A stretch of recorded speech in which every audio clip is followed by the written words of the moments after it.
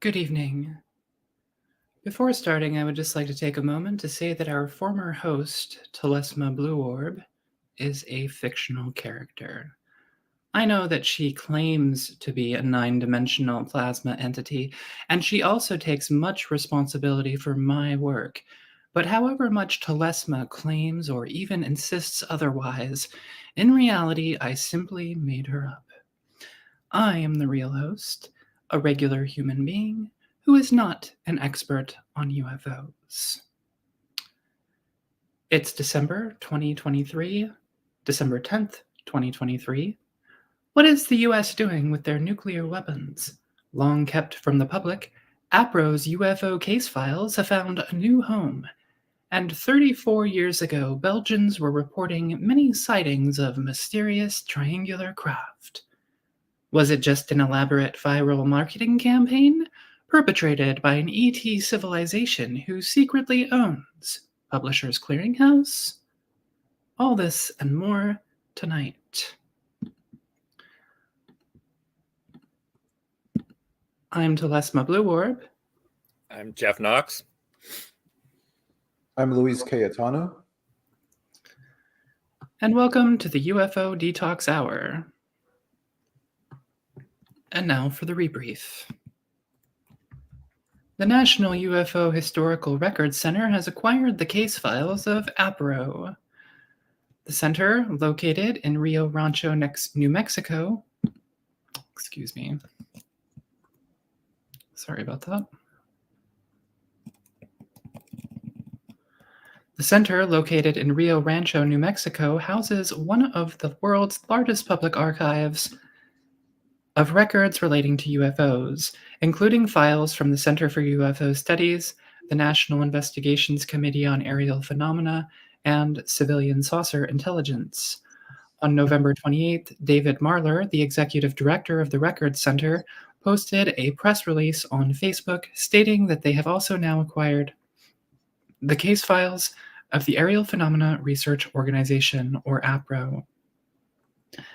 APRO was founded by UFO investigators Coral and Jim Lorenzen in 1952. For over 30 years following, they also amassed a sizable archive containing some 15,000 UFO case documents located in Tucson, Arizona, and later moved to Scottsdale. The archive came under the custody of Brian Myers and Tina Choate, who have kept it private until it was acquired by the Records Center, according to UFO researcher Klaus Svan. The Tuesday press release states, quote, "An appropriate site is being sought in the Albuquerque, New Mexico area for a permanent facility to house this massive collection of UFO research data. The facility will allow for public access to the UFO data, as well as viewing of historic photos and artifacts from the UFO research field," unquote. Birds, known as honey guides, learn to respond to the local calls of honey hunters. In a study published in Science on Thursday, ornithologist Claire Spottiswoode and anthropologist Brian Wood studied the calls that honey hunters use to attract honey guides at 2 locations in southeastern Africa. Honey guides are a family of birds known for their ability to guide human honey hunters to bees' nests, hence their name. The honey hunters will attract the honey guides, often with the use of special calls, and the honey guides will then fly from tree to tree, guiding the honey hunters to a local nest. The honey hunters will then use smoke to drive out the bees, and they will open the nest to harvest the honey. This allows the honey guides to then feed on bee larvae and beeswax. Spottiswoode and Wood researched the calls used by the Hadza people in the Kidero Hills in Tanzania, as well as the calls used by the Yao people in the Niassa Special Reserve in Mozambique. Like other honey hunters, the local Hadza and Yao have their own unique calls that they use to attract honey guides. Specifically, in this study, the greater honey guide, whose species name is indicator. The investigators wanted to find out if the honey guides learned the specific calls used by honey hunters in different regions. They played recordings of different vocalizations at the Tanzania and Mozambique locations. They played recordings of Hadza whistles, Yao trill grunts, and the sounds of people saying their own names as a control group. They found that honey guides, as a control sound. They found that honey guides at the Tanzania location were more than 3 times more likely to respond to the whistling Hadza call than either the human control call or the Yao trill grunt call. They found that while more honey guides at the Mozambique location responded to the human control, few responded to the Hadza call, and they were about 2 times as likely to respond to the Yao trill grunts. The authors suggest that the differences between the Hadza call, which is a whistle resembling a bird call, and the Yao call, which sounds much more like a human call, may have to do with cultural and ecological differences faced by the 2 different groups. While the Hadza honey hunters are usually primarily interested in hunting game, the Yao tend to practice honey hunting on its own and try to scare large animals away to avoid danger. The Hadza therefore avoid talking and using human sounds when hunting. I'm sorry. I have you guys on the stage right now. Okay. Okay. Instead, they found that the Hadza therefore avoid talking and using human sounds when hunting, and instead will communicate using bird-like whistles so as not to scare away game. Sorry about that. The authors found that the honey guide's response to the human calls could not be explained by the way that the sounds move through the local environment, or by some preference the honey guides have for particular sounds. Instead, they found that the honey guides simply learn the calls used locally by honey hunters. The authors suggest a further hypothesis to yet be tested, namely, that the honey guides may even be able to learn socially when juvenile birds are attracted to honey hunting events. And Chile's extremely large telescope is more than halfway complete. The telescope's dome is currently being built on Mount Armazones, which overlooks the central portion of the Atacama Desert in northern Chile, while its mirrors are currently being constructed in Europe to begin the gradual process of being shipped and processed beginning in 2024. The telescope is currently planned to be completed in 2028, El País English reported on Monday. Set to be the largest telescope to sense light in the visible and infrared, the Extremely Large Telescope, or ELT, is the flagship project of the European Southern Observatory, or ESO. The ESO project is a collaboration between 16 countries, including Chile, Australia, and countries from Europe. The location of the Atacama Desert is prized by astronomers because of its high altitude, dry climate, and its remoteness from any source of light pollution. These conditions together make the region an ideal place for observing the night sky. Also included in the ESO is the Very Large Telescope, or VLT, located just 20 miles from Mount Armazones on Paranal Hill, and the largest optical infrared observatory in the Southern Hemisphere. It is also the second largest such observatory in the world after the Mauna Kea Observatory in Hawaii. Construction of the ELT began in 2017, and despite delays caused by the pandemic, was halfway completed around the middle of 2023. Astronomers hope that the new telescope will lead to discoveries about Sagittarius A star, the supermassive black hole at the center of the Milky Way galaxy, the earliest observable galaxies in the universe, and the dynamics and climate of planets that orbit other stars. And now, for This Week in UFO History. Hello, this is This Week in UFO History, where each week I share cases and important events from the UFO historical record. This week we're briefly going to be discussing Grenada's UFO mission. at the United Nations during the years 1977 and 1978, and a few cases from the start of the Belgium Triangle Wave in 1989. Let's get started. So on November 28, 1977, in New York City, Wellington Friday, UN Ambassador at Large for Grenada, and I believe he was Minister of Education in Grenada, addresses the United Nations on the seriousness of the UFO phenomenon and the need for global cooperation in investigating it. He is aided by ufologist Leonard Stringfield. Friday appeals to UN Secretary General Kurt Waldheim to convene UFO hearings. The next 2 days are focused in preparation of a draft resolution to be presented to the General Assembly on November 30th. The United States says that it can sympathize with Grenada's efforts, but cannot support the draft resolution. On November 30th, the U.S. delegates, Coast Guard Commander John Fugel and John Krindler, meet with Grenada Prime Minister Eric Gary in a closed-door session to make the resolution more moderate.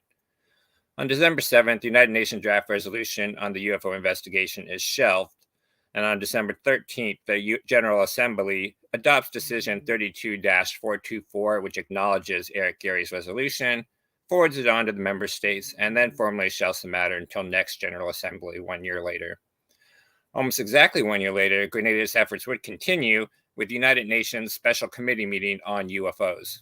On November 27, 1978, at the United Nations before the 35th meeting of the UN Special Political Committee, Grenada seeks to interest the UN in a 3-member panel to initiate a formal UFO study program.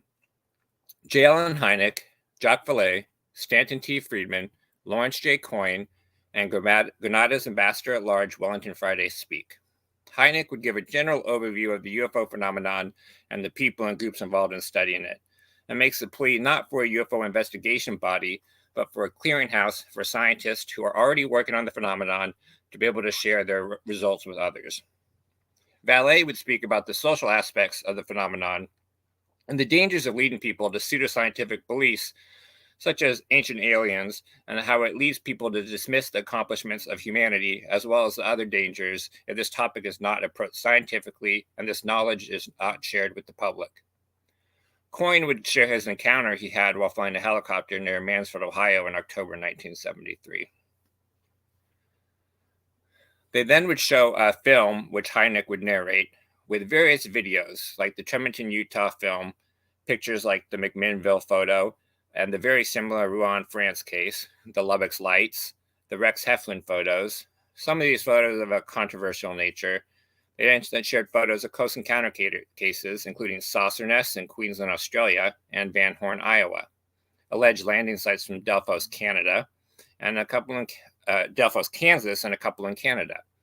He shared a film which was almost certainly a satellite reentry with parts that landed and were recovered and turned out to appear to be just ordinary metal.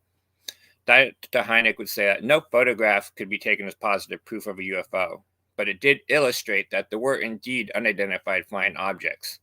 There were objects, they flew, and they were unidentified.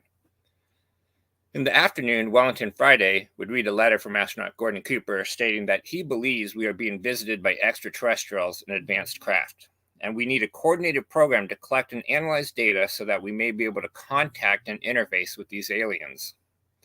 Afterwards, Stanton Friedman would give a brief statement of his usual nonsense about the Earth being visited by aliens, how they don't care about us, but they might be interested in our precious resources. The same material he would go on to repeat hundreds of times in his talks over his career. Their efforts are unavailing. On December 8th, the United Nations meeting on UFOs concludes, resulting in UN Decision 33-426, relating to the establishment of an agency or department of the United Nations for undertaking, coordinating, and disseminating the results of research into unidentified flying objects and related phenomenon. Beyond some newspaper publicity, the meeting would have no impact, and no other nations backed Grenada. Gary was considered a dictator by many of his people and would be ousted from power a few months later, being accused of widespread corruption, human rights abuses, and the extreme economic inequality of his people. Protesters were reportedly present picketing outside the UN on the morning of the UFO conference with signs that read, "Human rights, yes. UFOs, no." So how does Sir Eric justify his motives in view of his country's own pressing economic and political problems? Gary, who claims to have seen UFOs himself on 2 separate occasions, said that his motivation was, quote, belief in a supreme being and recognizing that this phenomenon was one of his, the supreme being, ways of relating to mankind. I knew that it was mankind's task to study and understand these messages better, end quote.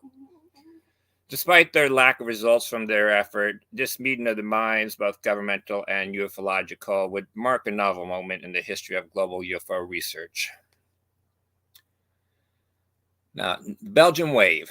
In November and December 1989 would kick off the Belgium Triangle wave, which had many sightings that would continue to occur into the next year and to a limited extent early 90s, but it was mostly November, December 1989. SOBEP, a Belgium group, received over 143 sightings for the night of November 29th alone. But this, like many other waves, was subject to what's called the report release phenomenon. These cases were reported retroactively after the initial sightings hit the press, not at the same time. This is just a small sampling of the cases from that night in late November, and then I'll give you a couple from December. On November 29, 1989, at 5:15 p.m., and I apologize for butchering these names once again, while patrolling the road between Eupen, Belgium, and the German border, 2 federal policemen, Heinrich Nicole and Hubert van Montenay, saw an intense light in a nearby field. Above the field is a triangular object with 3 spotlights shining down and a red flashing light at the center. Without making a sound, it moves slowly towards the German border for 2 minutes and then suddenly turns back towards Eupen. Nicole and Van Montigny follow it. At 5:24 p.m., about 250 witnesses and over 143 separate observations watched the same or a similar triangle or delta wing craft maneuvering overhead at Eupen. 2 police officers in a patrol car are illuminated by a bright light beam from a dark triangular object hovering about 600 to 900 feet and making a faint humming sound. The light is so dazzling that we could read a newspaper under it, he would say. The UFOs move slowly away to the southwest, where it hovers near the Lac de la Galepe Dam for 45 minutes. Policemen Henrik Nicole and Hubert van Montenay watch it repeatedly emit 2 red beams with a red ball at the spearhead of both beams. The beams soon disappear, leaving the red balls, which then return to the object. Then at around 7:23 p.m., it moves further to the southwest and is seen over Spa for 30 minutes before it disappears. At 6:45 p.m., gendarmeries Henry Nicole and Hubert van Montenay see another object near Eupen, which appears from behind a wood and makes a forward tilting maneuver. It has a dome on top with rectangular windows. It then departs to the north. At 7:20 p.m., 2 federal policemen, Dieter van Plumens and Peter Nicol, no relation to the other officer, Henry Nicole, sees a triangle UFO near a monastery, possibly Kloostergonstock, north of Eupen, Belgium. The object has 3 very strong spotlights and a flashing red central light. It is at an altitude of about 250 feet and about 300 feet away. It is immobile and silent, but it suddenly emits a hissing sound and its lights fade a bit. Simultaneously, a red ball comes out of its center and heads straight downward, but soon veers horizontal and disappears behind some trees. The object then passes above the police car, moving northeast. They follow it for 5 miles before losing it.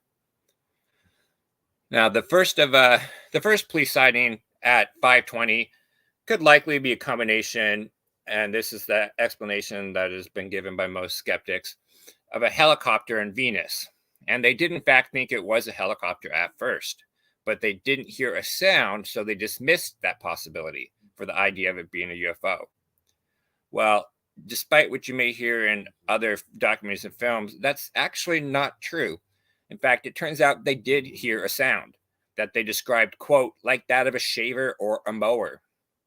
During Peter Nichols' sighting, they also heard what was called a fan sound, a fan noise, and saw what looked like revolving turbines.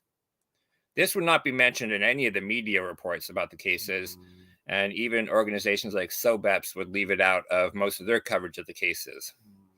So these initial stimuli and effects, such as the helicopters of Venus and the effects of things like social contagion seem like a very plausible explanation for many of the Belgian wave sightings. I'm going to share with you just two more sightings.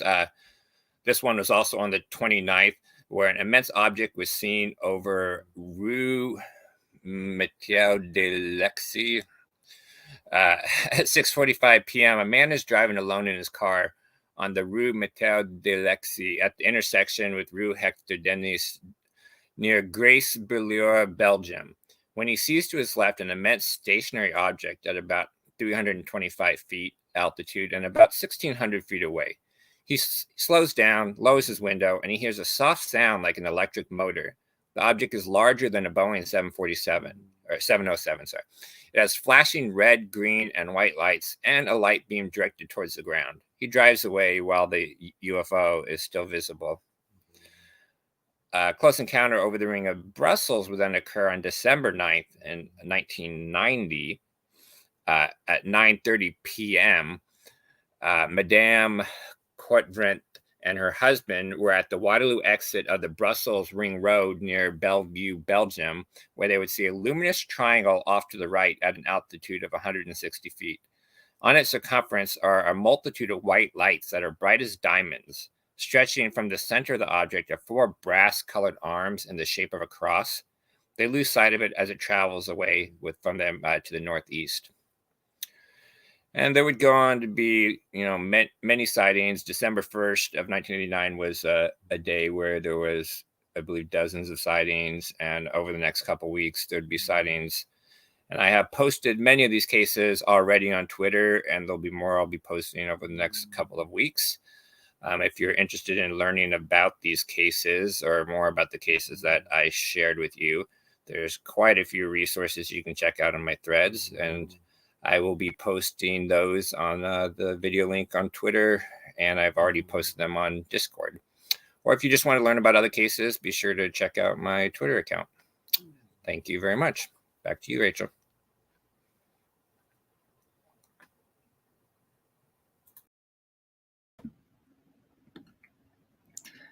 Thank you, Jeff.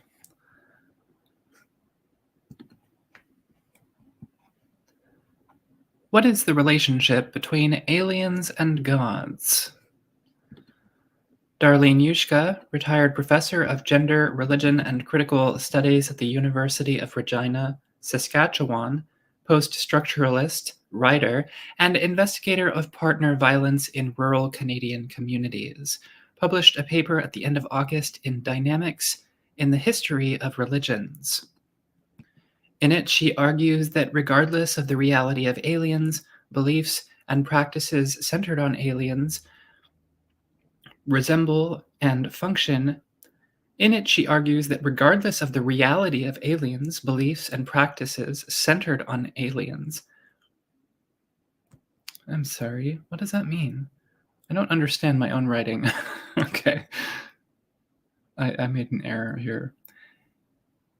Regardless of the reality of aliens, beliefs, and practices centered on aliens.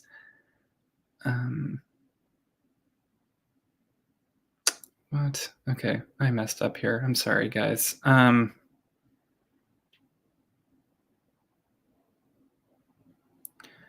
Okay, I understand what I did. All right.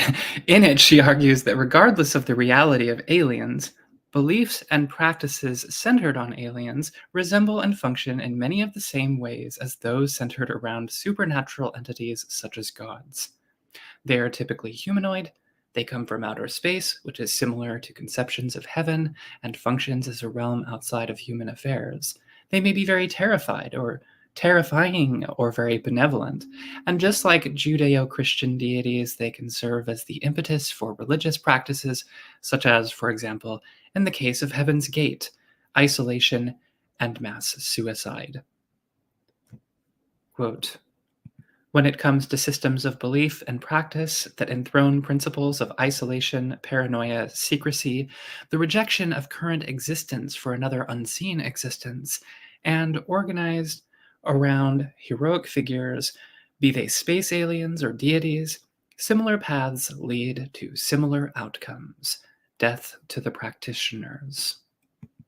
Standing back and thinking about the comparison of aliens and deities and of the study of systems of belief and practice, it becomes equally obvious that treating some social practices as legitimate, those associated with deities, and others as illegitimate, those associated with space aliens, means we are doing more than studying religion. We are now in the business of caretaking religion, as Russell McCutcheon has argued. But more than this, we are constructing religion itself as a category, even as we participate in the legitimization of systems of belief and practice themselves. Unquote. Yushka cites McCutcheon's 2001 book, Critics Not Caretakers, Redescribing the Public Study of Religion, in which he says that there is a schism in the study of religion. The schism, he argues, is between those who study religion as its caretakers, or those who see religion as having attributes beyond reductive models, or those who see religion as having, and critics of religion, or those like himself. He thinks that the study of religion using only cultural, social, psychological, biological, and rigorous interdisciplinary approaches is necessary for religion studies to be a functional department within a university. McCutcheon also argues that it is a common practice of those who he describes as religion's caretakers to take emic descriptions and posit them as though they are anything other than data, to be then examined using etic explanation. An important tool in the sciences that study humans, from human language and culture to medicine and psychology, is the distinction between emic and etic information. This distinction is a very complex and historied one. For our purposes here, the emic is an insider's description of a cultural system, and the etic is an outsider's explanation of a cultural system. Emic studies of culture are those that take place within a culture. A theologian, for example, might provide a description of the relationship between God and Christ. This would be emic in nature. But for the etic researcher of religion, one's task is to look at the theologian's work as data and then to explain that data as an outsider. A major issue that McCutcheon takes with the term religion is that it is often used without being clearly defined. Quote, religion is an emic folk category scholars acquire from a rather limited number of linguistic and cultural families, a category that we simply take away for the sake of etic analysis and use as if it were a cross-cultural universal. So right off the bat, we must recognize that in using this Latin-derived term as a technical, comparative category, even the most ardently sympathetic religious pluralist is, from the outset, deeply embedded in the act of intellectual, if not cultural, imperialism or theoretical reduction. Unquote. He shows that by applying instead new terms, a religion researcher can define their own categories tailored to the target aspect of religion that they're trying to study. He proposes the category of social systems, complex systems that evolve through stages. But in her recent paper, Yushka instead examines what she calls systems of belief and practice. Quote, when I speak of system of belief and practice, I use the term system to indicate a collection of independent but equally interrelated constituents that comprise a unified whole, while belief is any cognitive content held to be true and practiced as a customary and or traditional way of acting and being, unquote. So she is showing in her paper how extraterrestrial aliens behave broadly in many of the same ways as Judeo-Christian or ancient Greek deities, though those that are most familiar to people in cultures like the US and Western Europe. Her most significant piece of evidence shows how the entities described in both Christian and more UFO-centric new religious movements in America's recent history provide bases for the same types of belief and practice. Yushka compares the People's Temple Full Gospel Church, which led by Jim Jones tragically commit mass suicide at their Jonestown compound in Guyana in 1978, to Heaven's Gate, most of whose members also commit mass suicide in 1997. Both tragedies occurred in an atmosphere of isolation, paranoia about outsiders, charismatic leaders, and narratives about higher entities who would allow ascension to higher realms for members. But while the People's Temple Full Gospel Church is Protestant in its doctrine, Heaven's Gate is a mix of Protestantism and New Age mythology relating to UFOs. While the People's Temple believed they would be taken to Zion, a celestial city, Heaven's Gate believed that they were to be taken by a spacecraft hiding near the comet Hale-Bopp. If people's interest in alien life was only in alien life in general, it would not be able to serve social functions the way that entities do. But humanoids who are from other worlds, who are far more advanced than humans, who interact with humans in ways that are threatening or spiritually inspiring, as Yushka argues, can serve identical or nearly identical functions to religious deities, such as the Judeo-Christian God in the context of systems of belief and practice, even extremist ones. So it makes little sense, she argues, to give a different status to belief in aliens than the status given to belief in some other form of entity. Quote, for the purposes of the study of systems of belief and practice, then Christianity is authentically a religion, paganism is not, Judaism is authentic, Messianic Judaism is not, Islam is authentic, the nation of Islam is not, and so on. There are a limited number of systems of belief and practice that are given street credibility, and that street credibility is delivered by the scholars who study them. Unquote. By not treating beliefs and practices surrounding aliens in the same way that they treat beliefs and practices surrounding deities and other types of otherworldly beings, religious scholars may be providing unspoken permission to treat beliefs and practices surrounding aliens differently from those surrounding other types of entities. Religion scholars, while acting as outsiders, may accidentally shape how the insiders of a community are treated by the rest of society. And such a change in status for a religious community may actually contribute to potentially harmful practices, such as isolating from the rest of the world and focusing on some other world that may be delusional. Another issue I observe as someone who is not an expert but a commentator is the inverse problem from the one that Yushka focuses on. This is that ET aliens may be given greater legitimacy than other types of otherworldly entities, even though this legitimacy may not be warranted. By treating ET aliens as likely empirically real, while treating other types of entity as having a different type of perhaps more mythological, religious, or supernatural reality, scholars may afford aliens something more like a secular status. As McCutcheon points out, it is common for religion scholars to adopt emic folk categories and then use these as though they were etic categories. A prime example is the term religion discussed above, which is a Western word that comes from Western culture and is shaped by Western ideas and practices. While many have used the term as outsiders studying groups they're outside of, the term itself is an emic one that came from the culture of those researchers.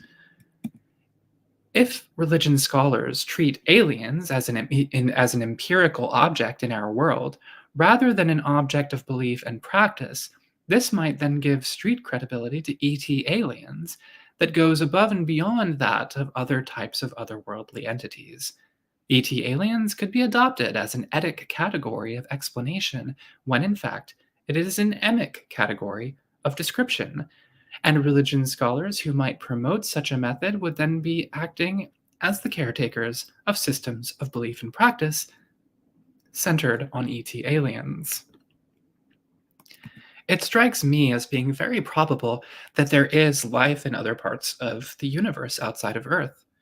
But I don't think that it follows from this that it is likely there are humanoid aliens who both resemble and act like humans visiting our planet in the present day, and doing so with the use of human-like technology. While life in the universe may be probable, humanoids visiting our planet, I feel, is actually really improbable. But be that as it may, perhaps there is some ET civilization who is studying humans and our beliefs about aliens voyeuristically. But if that is the case, they would surely have to rely on etic approaches for studying us, unless they took human form and lived amongst us, of course. And now for Luis Cayetano.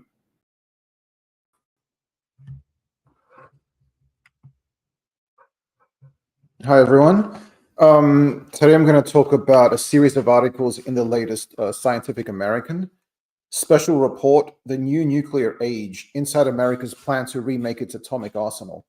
So let me just read very quickly the short little blurb from the editor, and I'll add my own comments.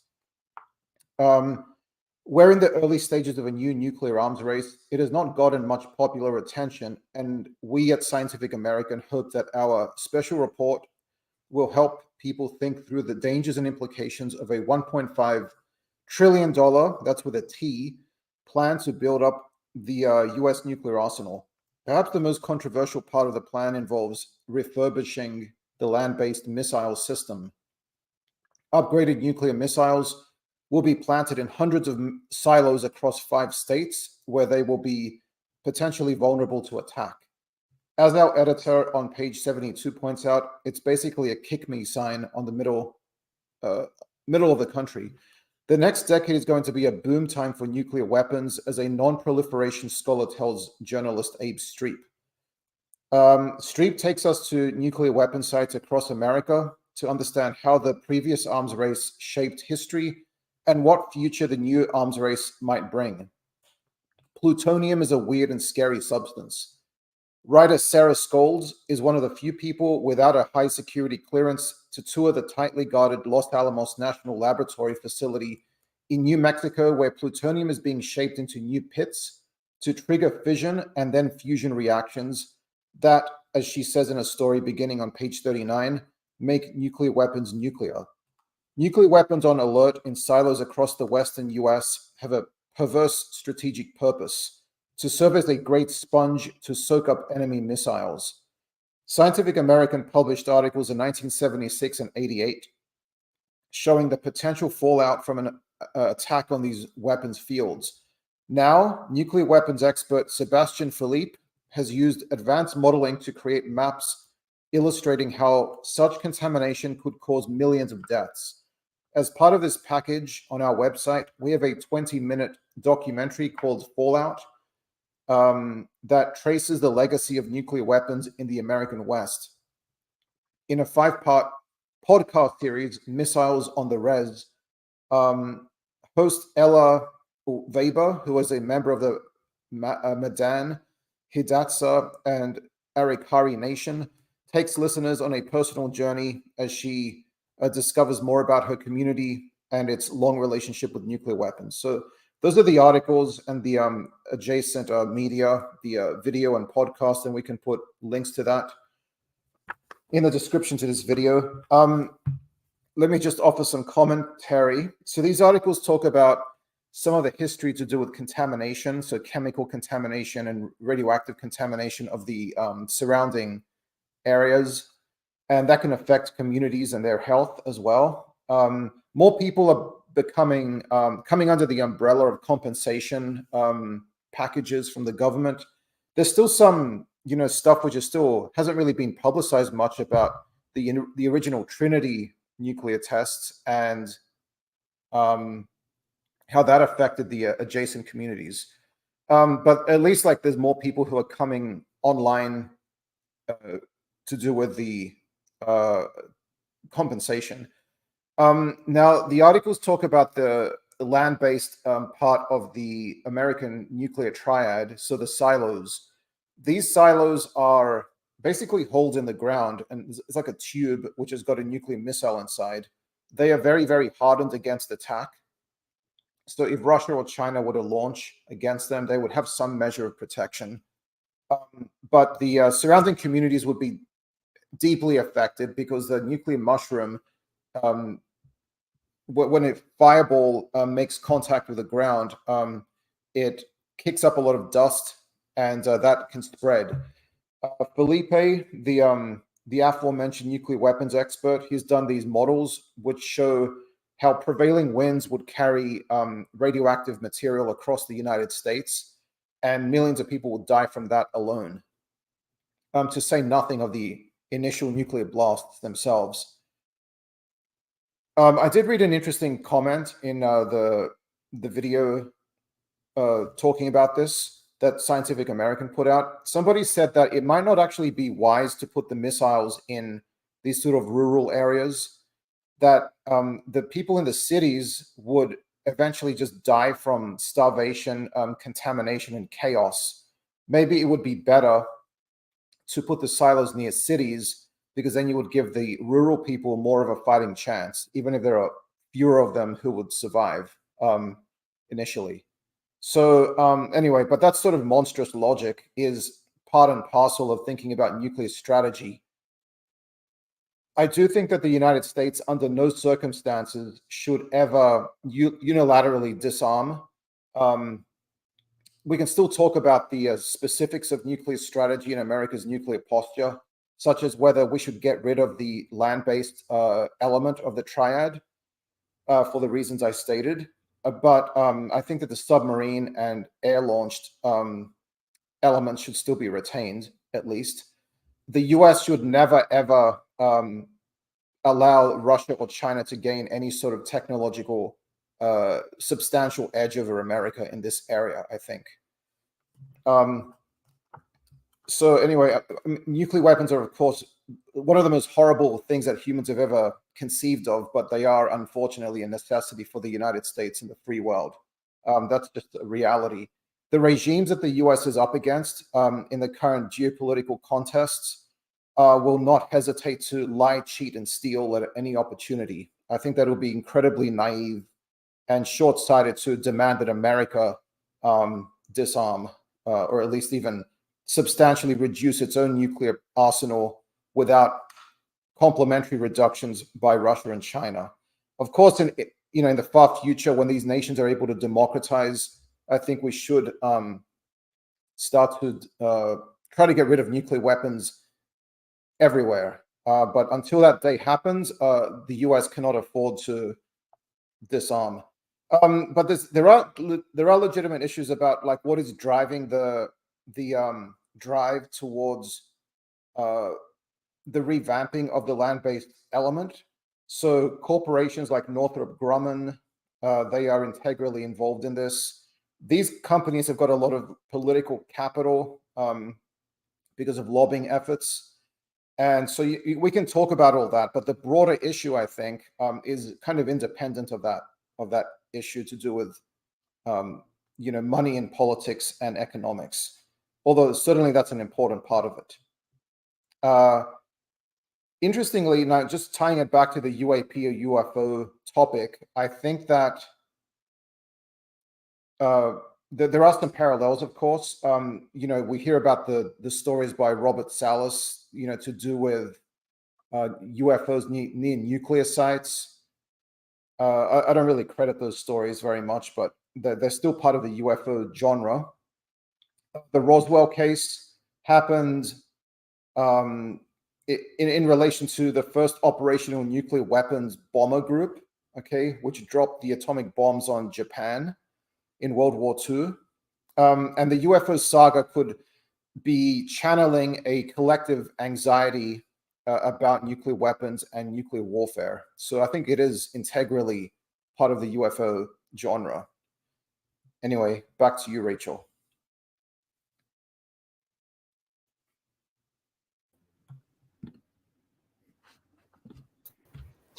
Thank you, Luis. Everybody knows Lazar could have blown up Las Vegas with that reactor he had in his bedroom. Yeah. According to George Knapp, anyway.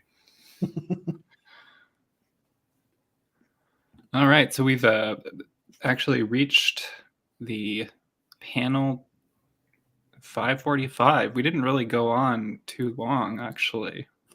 Kind of surprised. I think it worked out to be about the same as before. So. Okay, well, I mean, if you guys want to talk longer, or I did have a question for Jeff.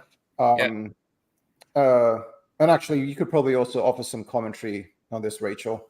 But This is something that David Halperin said in his book Intimate Alien, The Hidden Story of the UFO, where he provides a kind of Jungian take on UFOs.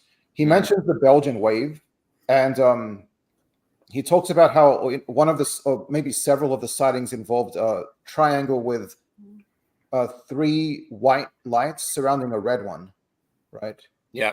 Yeah, you showed that in one of your pictures. Mm-hmm. Halperin was suggesting that maybe that is like unconsciously channeling this idea about the impending Soviet collapse, because this was in 1989, right? This was like I think the Berlin Wall had already come down, and there was like a sense that the West was about to win the Cold War. So couldn't the red circle have been like a representation of the Soviet power, and the white lights around it could have been NATO, something like that? Do you think that's plausible? Yeah, the Berlin Wall fell 20 days before, and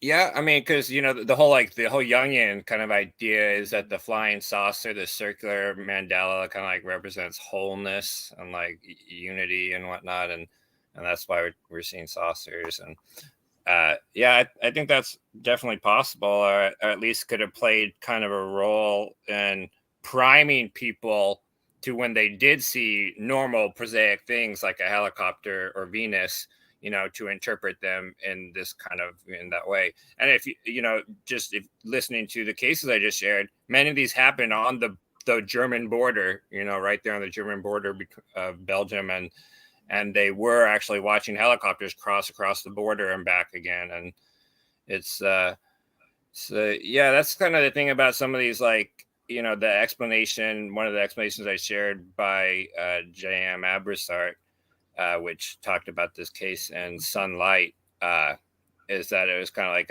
a social contagion kind of situation where there was some initial stimuli, like the light, or the helicopter or Venus, and then because of what people, that got publicized, and then everybody else started to kind of reinterpret things that they would see in the context of, like some craft, coming to our country, we don't know who it is. And so I think there's definitely, like, that's the thing about the whole kind of like psychosocial like hypothesis, is a lot of people, knock it as like, you're just saying people are hallucinating or just like outright crazy. Like, that's not what it's actually saying at all. And in fact, it's not even saying there's not real physical stimuli that are causing like the events.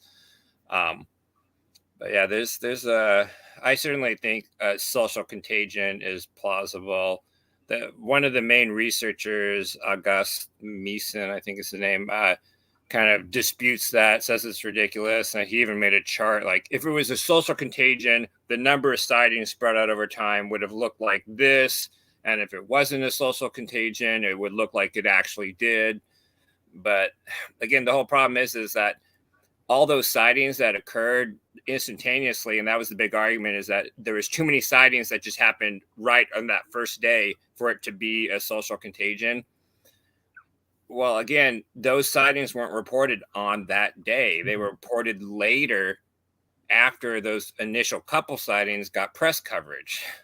And that's always the thing. Like, when you look at a case, you can't just look at when they say the case happened. You have to look at when that case was reported. Because if it wasn't reported for, weeks or even years or decades later, that recollection shouldn't have as much credibility as if, say, it was reported right after it happened.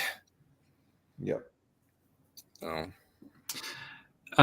Yeah, I think it's definitely possible that the wave could have been a social contagion. I don't really buy this idea that like unconscious desires are going to manifest uniformly, as the same shape over and over again, unless it is a social contagion that's allowing for that uniformity. But yeah, I kind of agree with Jung's like central kind of idea that the reason why people are reporting UFOs has to do with like unconscious stuff that they're, processing. But I don't think that like the reason that people would see like orbs and saucers has some sort of intrinsic symbolic meaning. I think a much more parsimonious explanation there is just that when you see a point of light in the sky, or when you see an object at a distance, it's going to tend to either look like an orb or an ellipse. Like an airplane seen head on out of focus looks like an ellipse. A bird can look like an ellipse. It's just like sort of the kind of shape that happens when what you're looking at isn't fully resolved and it's kind of elongated. And those are like the three most common shapes that people describe, right? Are orbs, saucers, and cigars, right? Just like these sort of really, really basic shapes. And I think that the reason that the people were reporting this particular configuration of lights consistently in the Belgium wave and in a lot of other triangular UFO sightings is probably just because a lot of them have the same causes behind them, Or it could also be that in some cases, someone just happens to see a formation of three lights, right? And then there's a fourth light in the middle that happens to be red for whatever reason. And I've seen lots of just, when I don't live too far from the Portland airport and a smaller airport that's over in Clark County here. And I'll see like planes coming all the time that they look really dark, and all you see is like the lights on the corners and like the tips, and it looks like a triangle, and it even sometimes looks like a red light in the middle of it. And every time I see it, I kind of want to almost stop my car and take a picture. And like, hey, this is a UFO. I'll post it to Twitter and see what people think about it. But yeah, it's planes, and just and then a lot of time, like I mentioned in the chat, just that any 3 points of light makes a triangle. So some of these very large triangles, some people think they're seeing and they're talking like massive triangles, like mile-long triangle, like there's a light there, light there, light there. Like that's probably not an actual object at all. It's probably just 3 separate lights that people are in their brain trying to create a shape, because that's what our brains do, is find patterns and try and make them make sense. Yeah. And I think that when you're talking about like just seeing stuff in the sky or whatever, like daylight discs and nocturnal lights and kind of, like these low level sort of UFO sightings, it's a little bit different from high strangeness where people are reporting things, that, like humanoids and spacecraft and, other realms and stuff like that. Like those kinds of reports, what I'm just kind of nebulously describing as high strangeness, those kind of reports, you are going to get that seepage of things like, symbolic information coming from the, the hermeneutics of the person's own mind. And like, you're going to get information from sci-fi that person didn't, process, even if you can't get a direct causal connection, you can be like, oh yeah, this looks a lot more like the kind of content that comes from someone's, imagination, or at least content that is very spiritually meaningful in an experience report. But if it's just someone being like, oh yeah, I saw, a triangle UFO or something like that, odds are, in my opinion, they probably actually did see something, and they just misinterpreted what it was in most cases. That's just my guess, though. Yeah, that's the thing. Like, a lot of cases, like just like UFO sightings, like could easily be just misidentifications, misperceptions, etc. It's the cases that like where that's not an option, like where people say they're interacting with hairy dwarfs, like 5 feet in front of them, and they're shot with violet beams that paralyze them. Like you can't per se just write that off as like a misperception of some actual stimulus. There's still potential other explanations sometimes, but a lot of times when you get to those just super high strangeness cases, you're left with just a couple options. Either it's they're lying, faking, hoaxing, making it up, or they may in fact be delusional, but you can't just write it off as a misidentification. Yeah. It's there's a lot of cultural contamination, definitely, that goes on. I'm not an ex. I don't know if you guys are familiar with Jose Cuervoca. I don't know if I'm pronouncing his name right, and his distortion theory. Nice. I'm not like an expert in it, but basically, it's kind of like one of the reasons why people describe a lot of the same kind of craft and creatures and stuff like that is that that's not like what people are describing is almost like a screen memory. Like it's not what the actual any encounter was actually like. It's basically like these entities or beings or whatever creating these like illusions or situations in our mind, and they're doing it with things we're familiar with, craft that would make sense to us, like spacecraft, like beings that would make sense to us, that come from our cultural history and whatnot. And so none of these sightings, like the Greys and all that, are actually what they really are. And I don't think he's denying that there could be these non-human entities, but that what we're seeing and reporting is not what's actually going on. Those are effectively illusions or screen memories that are being, given to cover what really happened, which is kind of almost the reverse of people that talk about owls and abductions and how owls are a screen memory for being abducted. So if you have a memory of seeing an owl like late at night, like you may have actually been abducted and that was replaced with the memory of like seeing an owl. But in kind of reverse, like what you're actually given those memories of the aliens instead of what actually really happened.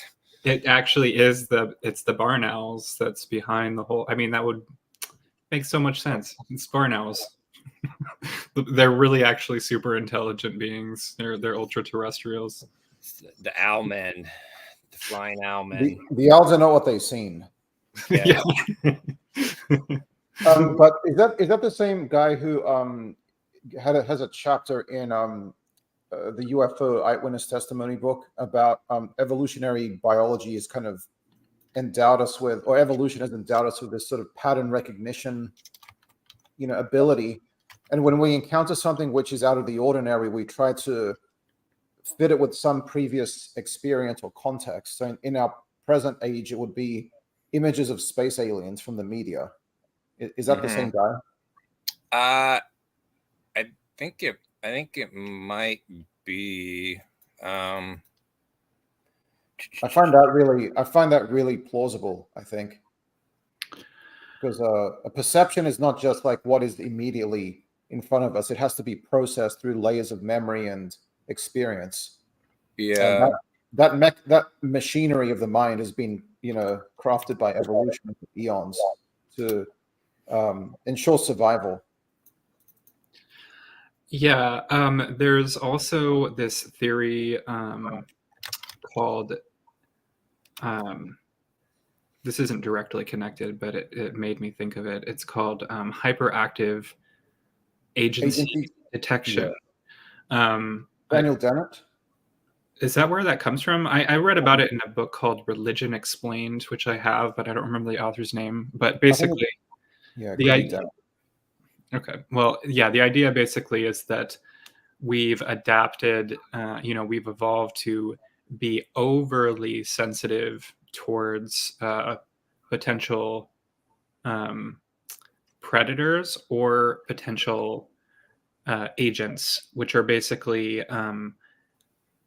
they're like entities, kind of, like people will detect agency behind things that don't have agency because it's kind of based on an adaptive strategy to try to detect agency as whenever it actually is present. So like, if so people will tend to sense presences, and I know this will happen to me when I watch like horror movies or something like that, and I'm like at home alone late at night, and I will feel as if there's someone behind me, and so I think, yeah, if when you're experiencing something, and I think, yeah, I don't know where I was going with that, kind of rambling. Well, it's just like a tangent. It's safer to be paranoid than it is to be naive and wrong. Yeah, and people do. People very rapidly distort their, like, once someone recalls something, even just like a few minutes after it happened, there's a lot of research to show that it very, very rapidly people will begin to change the details and distort the details. But Yeah, it's by like, the way, this also gets to my point about nuclear weapons. I think that it's better for America to have them and not need them than it is for America to not have them and need them. I'm sorry, can you say that again? It's better for America to have nuclear weapons and not need them than it is for America to need them and not have them. Oh, right. That's my view. That's your view? Yeah. Yeah. I mean, it's I don't know. I don't know how I feel about nuclear weapons. I don't know.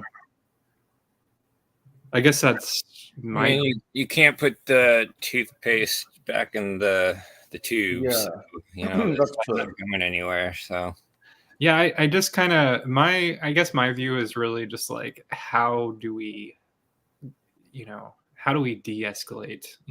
Like that's what, it's not really a view, but that's the closest that I'm gonna get to it. Just like, how do we de-escalate? How do we stop this Cold War that is long undead? I'm not sure if Simon had posted a thing about why do you guys think that stories of sightings events change over time, like Rendlesham? I'm not sure if he means that like the story or the narrative around the case changes over time, or like the Roswell narrative. Like there's at least 6 different kind of main narratives that they discussed in that book. Genesis of a Myth. UFO at Roswell by Charles Moore and the Mughal balloon guy and a couple of other people. So narratives of cases definitely build and change over time. That's why it's really important to look at the original source material from the time, because a lot of times you find that what's being presented now in books, television shows, documentaries doesn't really match at all what was originally told at the time of the story. I think there's many reasons for this, and that again, like people's individual accounts change, their memory changes over time from when they first tell it. When you keep retelling the story and details get changed, those get kind of rewritten in your memory and they become part of the story. You may have a desire to kind of mold your story in a way that, will get a bigger audience or that people will find more entertaining. And so you'll have a tendency to sensationalize it, either subconsciously or a conscious decision to do that. And Colonel Halt, I think he's the main witness from that case, right? And his testimony did change a lot over time, if I remember correctly. Like I think I was listening to him, at different times, from different recordings, restating his testimony, and he wasn't very consistent, and it seems as though the inconsistencies they feel like he was either trying to confirm for himself through these distortions, or maybe trying to like unconsciously combat like what people were saying in the public or something like that. I think some of these witnesses basically become victim of what's called audience capture. I reposted an article just today on Twitter about that, how like influencers and just people that produce content and media start to actually focus their content more on what their audience wants, instead of providing content to followers that then follow you and get that information. You start to chase the followers and adjust your content and material to basically go after those followers to get a larger market, etc. And I think a lot of times with some of these witnesses, like not only do you get new witnesses that pop up, out of the woodwork after a while, like if a case starts to get traction, they want to become involved. Like, hey, I was a witness too. And so that adds elements to the story. And sometimes these witnesses contradict. But then you get witnesses that start to kind of focus their story towards what the audience expects, that fits more along what's expected from the UFO lore and kind of, mythology. And people that want to continue their bit of fame. That's what I've always thought about the one Rendlesham witness that later came out saying, actually, I have this binary code I wrote down in the notebook at the time. I didn't mention it for, 15 years or whatever, however long it was, but I'm mentioning it now. And this binary code says this and this. And the guy got a whole new 15 minutes of fame, started getting television shows, getting on to conferences and everything else. And that's one of the more ridiculous aspects of the story. And you see that with many stories, is that they just get more and more sensational as they try to appeal to like a larger like UFO audience. And this is why I don't this is like what you see with some producers of content on Twitter and elsewhere, is that they're clearly producing content focused for the UFO Twitter audience and the things they know that they really kind of want and to bite into, these crash retrieval stories, bodies, all this other stuff. And they start to focus their content for that. And it's a crazy world. UFO Twitter is a marketplace of rationalizations. And I refuse to be a marketplace producer and focus my content for those people. Like, sorry, not going to happen. Yeah, I think with this show, I'm really trying to keep the audience like small. I'm sorry for saying that.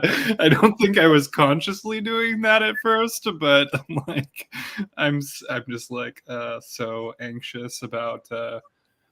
This is why people that don't try to appease their audience, like have small follower accounts, and then you get people that will promote utter nonsense that will hop up and get thousands of followers in a day because they're telling the audience what they want to hear. Yeah, no, that's not what I want to do on this show. And which is why the idea of paid debunkers is ridiculous. Nobody's getting into debunking for the money. If you wanted the money, you would be telling the nonsense. You would be telling the sensational stories, because that's how you get clicks, audiences, views, and monetization.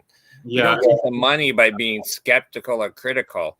Like, that on its face makes the idea that people are just like being skeptics for the money is just patently absurd. Yeah, and the audience, what was it called? Audience what? Audience capture. Audience capture story. Yeah, and that guy was talking about Nikocado Avocado, who is a content creator who has like millions of followers. So like, I think you could compare that though to like to someone for sure, like Charles Halt or Travis Walton or even Kenneth Arnold. These are all guys that have had like huge followings of people and went on the UFO circuit and did stuff like that. So, but I mean, it's probably a different order of like influence, because like when you're talking about millions of followers and like just like countless like I don't know, social media and YouTube as sort of a social media device, there's a certain like rapid fire intensity to it or something, but the effects can still generally work the same as in other social spaces, I guess. Yeah, that was a really interesting example that Nikocado guy or whatever is. And it sounded to me almost like a Black Mirror, like a Twilight Zone episode, right? Like, this guy basically, he was a skinny dude that was a vegan. He didn't eat meat, and he played violin. And those videos weren't getting a very big audience. So he started to do these videos where like he would eat food and talk to people, and his audience started pushing him to more and more extremes. So he started to eat meat until he eventually started to, and now he's based to where he would eat like a whole fast food menu at McDonald's in one video for people. Now he's grotesquely obese, has health problems, No, he has videos of like eating like just like these taki noodles or whatever, like just like whole platters and stuff. Yeah. So he moved from being a moderate, reasonable guy that ate healthy and was concerned about health food, stuff like that, to focusing himself entirely on his audience. And now he's kind of basically is almost trapped in a situation where, you know, he's got to continue being this extreme character of himself because that's what his audience demands. And you see it with a lot of celebrities. Like there's like this character that they put on that their audience expects out of them. And if they were to actually be them, their original self, you know, not this image that they've been putting on for so long, their audience may not be interested in them anymore. So they find themselves kind of captured or trapped in living this kind of like false persona that then becomes their persona. It consumes their original self. And now they're just like this kind of joke version. Yeah, and in any context too, where it's your job, you know, where it's your main source of income too, there's that additional incentive where it's like, well, if I stop working for Brandon Fugel or whatever, you know, I might I'm gonna have to like go and work in fast food or something. You know. Yeah, I mean, it happens on at some level, really, pretty much for like anyone that presents themselves publicly, and we all present ourselves publicly, and we create our identities, you know, through what they call the looking glass self, like through the eyes of how other people see us. And so it happens to everyone to some extent. We all kind of focus our behaviors and what we say and what we do, like for the audience, you know, that's like listening to us. But in some cases, fortunately, most cases are not as rare as that guy where, you know, it really drastically changes like your personality. But it also has to do with one of the reasons why we see things like so much like negative behavior and unkindness and trolls on Twitter and elsewhere. There's like something that's been called like the online disinhibition effect, where people really are not online, are not the selves that they are perhaps in the real world or in normal social interactions. Like people find that they're more extreme content, or they're more like unkind when they're not nice to people, you know, or when they're controversial, or, you know, they're saying things that even if it gets attention that's negative, but it still gets attention, they start to refocus their online personas, you know, on Twitter and Facebook and elsewhere to kind of fit that, because that's what gets the attention. That's what the people want to see. And then they kind of, you know, end up just being, you know, trolls and jerks on places like Twitter and whatnot, because it gets them the attention that like they're looking for. Yeah. And in real life, they may not be like that at all. Like, which sometimes seems so hard. Like when you look at like a really awful troll, like you can't imagine that guy could be halfway decent in the real world, but maybe he is.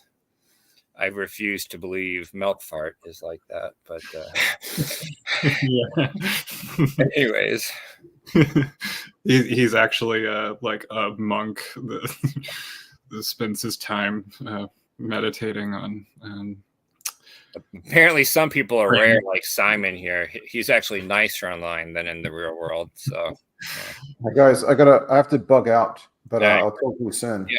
All right, have fun. Thank you, Luis. Bye. See you next time. See you, everyone. Later. Oh, whoops. All right. So it's just the two of us. Yeah. You might as well wrap it up. Call it a night. Yeah, I guess so. All right. Say hi to Dorothy here. Say hi to your followers. They came here for you, not for me. All right. Later, guys. Oh, no, I still have one more story to go. Oh, really? Yeah. Do you mind sticking around until I'm done? Sure. All right. Thank you.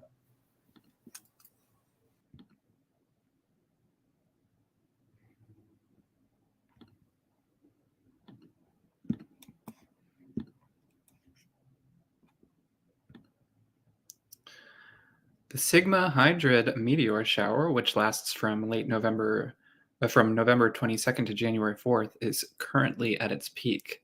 It may also be related to the comet Nishimura, which made its closest approach to the Sun and Earth in the middle of September. This might mean that the Sigma Hydrids will be more visually impressive during this year's peak, which is currently underway. Comet Nishimura, or Comet C 2023 P1, was discovered in August by Hideo Nishimura in Kakegawa, Japan. It has an orbit that takes about 434 years, and its average distance from the Sun is about 57 times that of the Earth. In August, the Central Bureau of Astronomical Telegrams at Harvard released a report on the comet based on the work of astronomers Guangji Ye and John Greaves, stating that the orbit of the comet Nishimura is strikingly similar to that of the Sigma Hydrids. Quote, "It is possible that C2023P1 is closely related to the Sigma Hydrids. If this is the case, elevated meteor activity from Sigma Hydrids this year may be possible, even if unlikely, given that its possible parent comet is passing perihelion." Unquote. In September, Greaves reported in the e-zine E-Meteor News, quote, "Examination of a large number of archival meteor orbits derived from the multi-station surveys reveal that C2023P1 Nishimura is either the parent comet for the Sigma Hydrid meteor shower or is at least strongly associated with any unknown parent comet that it has with an unknown parent comet that it is possibly disassociated from." Excuse me. Unquote.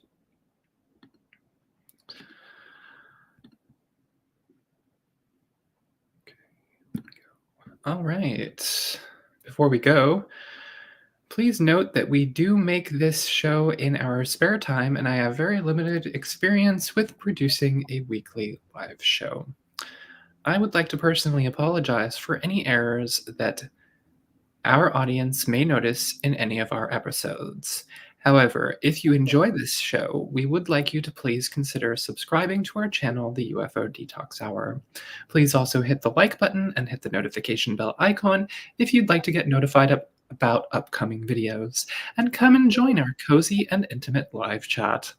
A great plus for joining the live chat is that you can give us constructive feedback live on the air, especially if we make any factual errors. You can also join our Discord, which can be found in the episode description. Please be sure to check out our respective content. I can be found at the Earth YouTube channel. All of the videos there were made by me and not by the fictional character Telesma Blue Orb. Visit Luis Cayetano's website, ufologyiscorrupt.com, for wonderful, wonderful work from Luis Cayetano.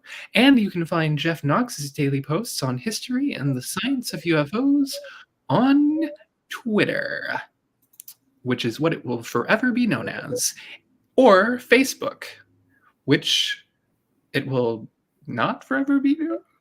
Anyway, Meta. Yeah, that I failed. posted links on the Discord as well, yeah. an episode discussion of a couple of that article on audience capture, and a couple of other great articles by a guy, Lionel Page, on why reason fails us, why we believe strange beliefs and false beliefs, even though we may be normally perfectly rational individuals. And again, more on the marketplace of rationalizations. Those are great threads you might want to check out and read. I highly recommend them. Thank you for sharing those. Yeah, Jeff is always posting great stuff in the Discord. Not so much nowadays, just because there's not very many people there. But I know if there was more people there, he would be posting great resources all the time. Mm-hmm. He spends all of his time. I still try and post stuff over there when I notice good articles and threads. Yeah, I like cross post. I cross post to all the Discords I'm on. So. That's true. Yeah, which makes our Discord slightly less special, but whatever. Yeah, I also post stuff on the Discord as well. I think it's interesting. That's why I post it. Well, for $1,000, you'll get privileged access to special information from our insider government sources. Only we know. So, none of that is true. None of that is. I do not endorse that statement. We do not endorse Danny Sheehan.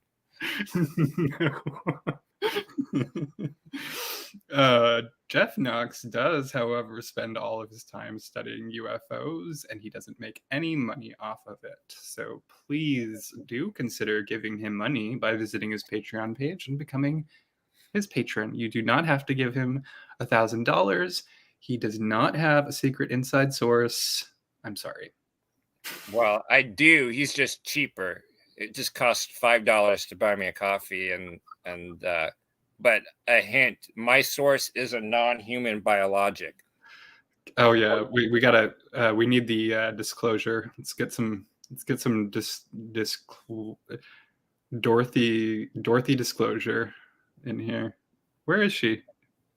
Are you hiding her? Over here, sleeping. Oh, she's sleeping. Okay. Yeah. All right. She's getting old. She's having trouble jumping up on the bed now. I Yeah. have to lift her up. So, All right, everybody. Thank you, Steve, Simon. Thank you, Steve. Thank you. Who else was it? Wes? Wes. Wes, thank you for joining us, Wes. And